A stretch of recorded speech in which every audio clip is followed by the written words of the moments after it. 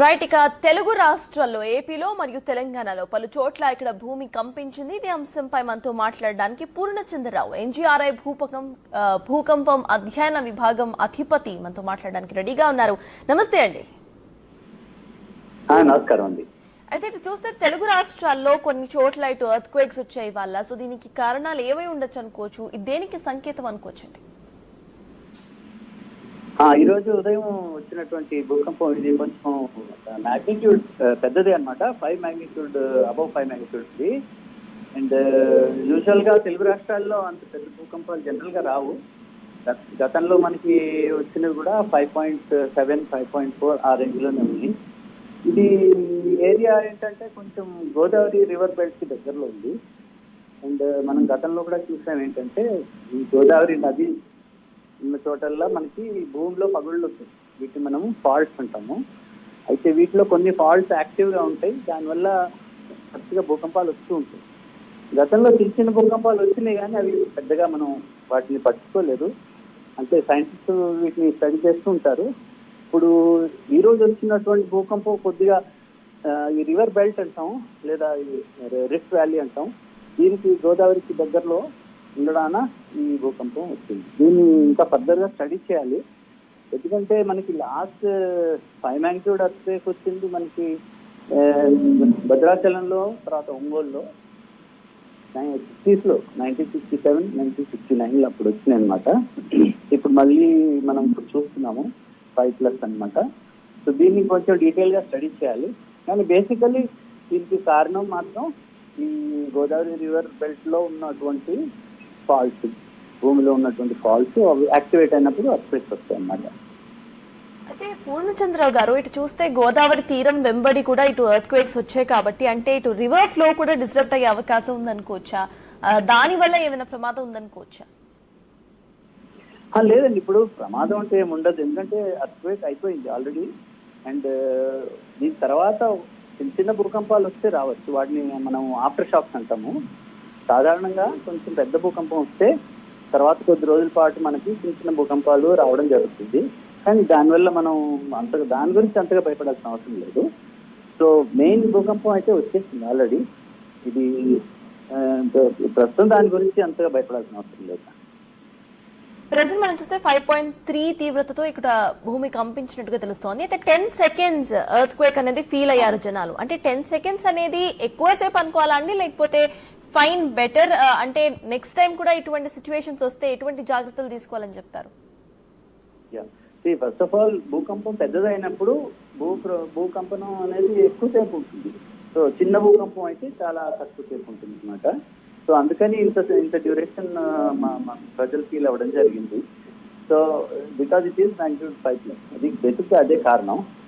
And ఇప్పుడు నేను చెప్పినట్టుగా దీని తర్వాత చిన్న చిన్నది రావచ్చు, దానికి అంత భయపడాల్సిన అవసరం లేదు.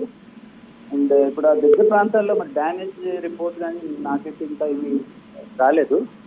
సో నేను అనుకోవడం 5 మాగ్నిట్యూడ్కి పెద్ద డ్యామేజ్లు ఉండకపోవచ్చు.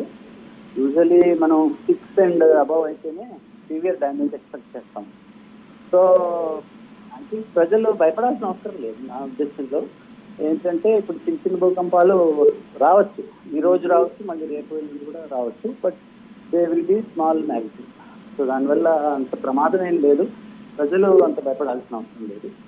ఒకవేళ అత్యంత దగ్గరలో ఎవరికైనా ఇంటికి అయినా ఫాల్ట్ ట్రాక్టర్స్ కానీ ఏమైనా అయినట్లయితే అధికారుల నుంచి ఇన్ఫార్మ్ చేసి వస్తాం. At the same time Purnachandra గారు చూస్తే మళ్ళీ భూప్రకంపన వచ్చే అవకాశం ఉందా అంటే మనం చెప్పలేమని అంటున్నారు. కాబట్టి జనాలు ఇప్పుడు వచ్చింది ఎర్త్క్వేక్ ఫ్రీ జోన్స్ లో కూడా కొన్ని చోట్ల వచ్చింది. అసలు జనాలు ఎటువంటి జాగ్రత్తలు తీసుకోవాలి? ఎక్కువగా మనకి ఇప్పుడు ప్రెసెంట్ అపార్ట్మెంట్స్, బిల్డింగ్ కల్చర్ ఎక్కువ అయిపోయింది. సో వాళ్ళు అంటే తొందరగా బయటికి రావటం అది అసాధ్యం కాబట్టి వాళ్ళు ఎటువంటి జాగ్రత్తలు తీసుకోవచ్చు అంటారు? బేసిక్ గా ఏంటంటే మన తెలుగు రాష్ట్రాలు కంపారిటివ్లీ సేఫర్ జోన్స్ లో ఉన్నాయి. సో ఇప్పుడు compare with northern India, especially Himalayan belt దగ్గర, అలాగే నార్త్ ఈస్ట్ ఇండియా, అవన్నీ చాలా హై హెజార్డ్ లెవెల్స్ అనమాట. అంటే అక్కడ మీకు 7, 8 మాగ్నిట్యూడ్ కూడా రావచ్చు. వేరే తెలుగు రాష్ట్రాల్లో మనకి అంత పెద్ద భూకంపాలు వచ్చే అవకాశం లేదు. సో ప్రజలంతగా భయపడాల్సిన అవసరం లేదు. కాకపోతే బిల్డింగ్ కన్స్ట్రక్షన్స్ మాత్రం మనం కరెక్ట్గా చేసుకోవాలి. చాలా మంది ఏంటంటే ఇప్పుడు usage of cement and bricks కానీ సరిగా చేయకపోవడం వల్ల కూడా ప్రాబ్లమ్స్ వస్తున్నాయి. సో గైడ్ లైన్స్ ఫాలో అయ్యి ప్రాపర్గా బిల్డింగ్ కట్టుకుంటే చాలండి. నాకు తెలిసి ఈ పాటి భూకంపానికి అంత ప్రమాదాలు మనకి ఉండవు.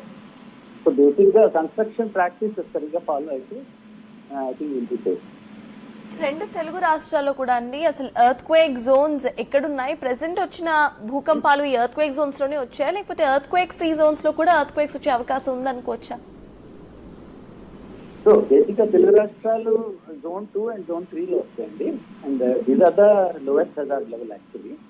సో ఫర్ ఎగ్జాంపుల్ హైదరాబాద్ అయితే వెరీ సేఫ్, జోన్ 2లో వస్తుంది. ఇప్పుడు areas near the Godavari belt అవన్నీ కూడా కొంచెం స్లైట్లీ హైయర్ హజార్డ్ వస్తుందన్నమాట. అండ్ గతంలో మీకు రీజన్స్ చెప్తున్నాను. భద్రాచలం, వరంగల్ ఈ ఏరియాస్లో కొన్ని అర్త్స్ వచ్చినాయి. 1967లో లార్జెస్ట్ అర్త్ తెలుగు రాష్ట్రాల్లో ఇప్పటికీ లార్జెస్ట్ అర్త్ 5.9 1969లో వచ్చింది. అలాగే ఒంగోలులో కూడా అదే టైంలో ఒంగోలులో కూడా ఒకటి వచ్చింది. And beginning of the 20th centuryలో నాకు 1900 and somethingలో విజయనగరంలో వచ్చింది. సో బేసిక్గా ఈ ఏరియాస్లో కొంచెం slightly bigger aspects can be expected అనమాట. అంతకు మించి ఎప్పుడు రాలేదు మనకి. 5+ మాత్రమే మనం తెలుగు రాష్ట్రాల్లో ఇంతకుముందు చూద్దాం. Right, thank you so much Purnachandrarao గారు. సో చూస్తే రెండు తెలుగు రాష్ట్రాల్లో కూడా భూమి కంపించింది. ఇటు 10 సెకండ్ల పాటు 5.3 నుండి 5.6 తీవ్రతతో రెక్టార్ స్కేల్ పై భూమి కంపించిన తీవ్రత అయితే నమోదైంది. అయితే భూమి కాసేపే కంపించినా కూడా చాలా వరకు ఎర్త్ క్వేక్ ఫ్రీ జోన్స్ లో కూడా భూమి కంపించడంతో ప్రజలు భయాందోళనకు గురయ్యారు. కొంతమంది ప్రజలు భయంతో బయటకు పరుగులు తీశారు. సుమారు 7:30 టైంలో భూమి